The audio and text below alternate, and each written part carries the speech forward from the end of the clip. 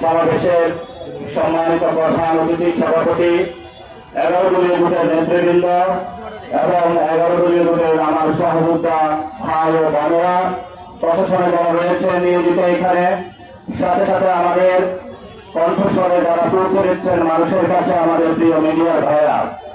আজকে আমরা যখন এখানে কথা বলছি তখন সীমান্তের কাটাতায় ওইখানে আমাদের অসংখ্য ভাই বন্ধুরা নিজেদের নিরাপত্তা নিয়ে উদ্বিগ্ন হয়েছে যে কখন ভারত থেকে একটি খুনি সন্ত্রাসী গোষ্ঠী এসে তাদের বোন বাচ্চার সন্তানকে যে কোনো সময় খুন করে চলে যেতে পারে। ইতিমধ্যে বিভিন্ন জায়গায় বক্তব্য হয়েছে। আমাদের যিনি ভারতের কমিশনার থেকে শুরু করে বাংলাদেশের রাষ্ট্রদূত হিসাবে এসেছেন, উনি বলেছেন ভারতের 160 কোটির সাথে বাংলাদেশের 20 কোটি যোগ করে দিয়েছেন। আমরা তাদের সাথে উদ্দেশ্যে বলতে চাই, বাংলাদেশের 18 থেকে 20 কোটি জনতা, পশ্চিমবঙ্গের 10 থেকে 12 কোটি জনতা, আসামের 1.5 থেকে 2 কোটি জনতা, তেমনিভাবে মণিপুর থেকে এই বাংলা ভূখণ্ডের বর্ডারে যে অঞ্চল রয়েছে সেখানের জনসংখ্যাকে যদি আমরা হিসাব করি 32 থেকে 35 কোটি জনতাও আমরা দায়িত্ব নিতে সক্ষম এবং আমরা দায়িত্ব নিতে চাই। যদি তোমরা আমাদেরকে সে আকাশ দেখাতে চাও যে অভিন্ন আকাশের স্বপ্ন, সেই অভিন্ন আকাশের স্বপ্ন ভঙ্গ তোমরা করেছ 1947 সালে, যখন আমরা একটি ভারত স্বপ্ন নিয়ে বেঁচেছিলাম যে আমরা ঐক্যবদ্ধভাবে ভারতে একই গঙ্গা একই দলে বসবাস করে একই পানিতে বসবাস করে নিভৃতে এখানে থাকবো।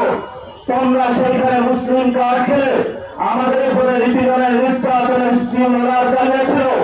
আমরা বাধ্য হয়ে স্বাধীনতার আওয়াজ তুলে সেই একই জায়গায় আজকে উপনীত হয়েছি। নতুন করে যে স্বপ্ন তুমি আমাদেরকে দেখাচ্ছ সেই স্বপ্ন তোমরা 47-এ ভঙ্গ করেছ। এই দাবি ইতিহাস চলে যাওয়ার চলে গিয়েছে নতুন করে মুসলমান এবং বাংলাদেশ ভারতের সাথে একীভূত হওয়ার যে অখণ্ড ভারতের যে স্বপ্ন, সেই স্বপ্নে আমরা কখনো ঐক্যবদ্ধ হবে না। এবং তোমরা যে স্বপ্ন দেখো তোমাদের সেই স্বপ্ন বিনা সত্যই থেকে যাবে, বাস্তবে কখনো হবে না। যদি বাস্তবে হওয়া সম্ভব, যেটা আমাদেরকে ভাষানি বলে গিয়েছিলেন, পশ্চিমবঙ্গ আমার, আসাম আমার, মণিপুর আমার, এই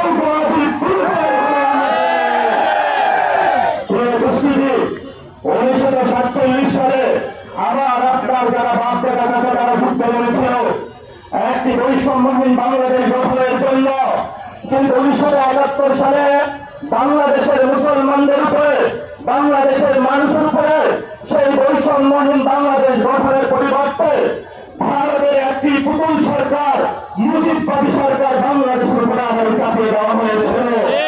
সেই মুজিববাদী সরকার গত 53 বছরে আমাদের উপরে যে নির্যাতন করেছিল, আমরা স্বপ্নে এবং খেটেছিলাম, 24 সামনে রক্ত দিয়েছিলাম, ভারতীয় বয়ান সেটা থেকে বের হয়ে একটি স্বাধীন পররাষ্ট্র হিসেবে রক্ত দিয়ে যাব।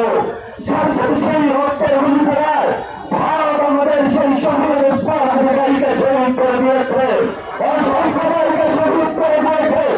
নতুন করে যখন আমরা স্বপ্ন দেখেছিলাম মুজিববাদী বয়ান থেকে বের হয়ে বাংলাদেশের একটি স্বপ্ন নিয়ে ইসলাম এবং সার্বভৌমত্বের আহ্বান নিয়ে আমরা সামনে এগিয়ে যাব, তখনই আমরা দেখতে পেলাম যার বাপ হয়েছিল উইদিবল, তাই সন্তান মুজিববাদের পথ করে মোদীর কাছে আমার ঘোষণা দেওয়ার চেষ্টা করতেছে।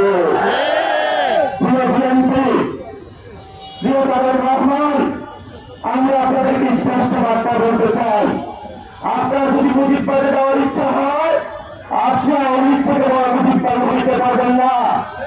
আমরা আপনাকে হুঁশিয়ার করে দিচ্ছি, আপনি যদি মুজিববাদের কথা ভাবেন এই পথ বাংলাদেশের জনগণের পথ নয়, মুজিববাদী শক্তির সাথে যুক্ত হবে ইনশাআল্লাহ।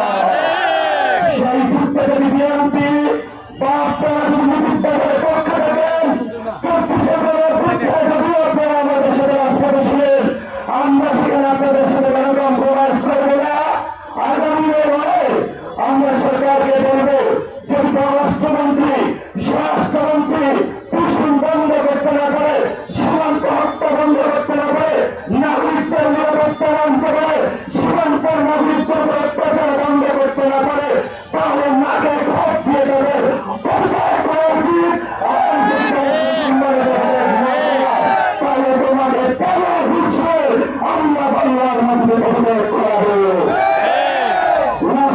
জনতা, আমাদের ফরেন মিনিস্টার জাতিসংঘের ইলেকটেড অ্যাসেম্বলি হয়েছেন, জাতিসংঘের সভাপতি হয়েছেন, কিন্তু সীমান্তে আপনি হত্যাকাণ্ড দেখেন না, সীমান্তে আপনি দূষণ দেখেন না।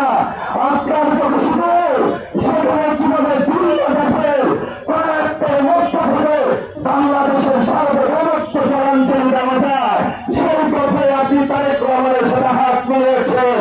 প্রিয় খলিল ভাই, এই খলিল ভাই আপনি ছিলেন না, যদি আপনি নিজের পথে থাকেন আমরা আপনাকে সাহায্য করার জন্য প্রস্তুত আছি। খলিল ভাই আমরা চিনব না, সারাক্ষণ ভাই আপনাকেও আমরা চিনব না, প্রস্তুত হন। আমরা ছিলাম রাজনৈতিক সারাগে এসেছি, ভবিষ্যতে পুরো বাংলাদেশ একসাথে ঘুরতে সার্বভৌমত্ব এবং ইসলাম রক্ষার আন্দোলনে সবাই প্রস্তুত হন। সবাই শুরু হয়েছে, তাগুতের বক্তৃতা আগুন পতন হবে, মুজিব প্রথম সরকার বাংলাদেশে পতন হবে, শিলংয়ের সেই গতিপুত্র সারাউদ্দিনের পতন হবে, মিনিস্টার খলিলের পতন হবে, এবং পরে যারা মুজিব তাদের 1% তাদের বাংলাদেশের পতন হবে ইনশাআল্লাহ। সবাইকে আহ্বান জানিয়ে সময় বেশি হওয়ার জন্য দুঃখ প্রকাশ করে আমার বক্তব্য শেষ করছি। আসসালামু আলাইকুম ওয়া রাহমাতুল্লাহ।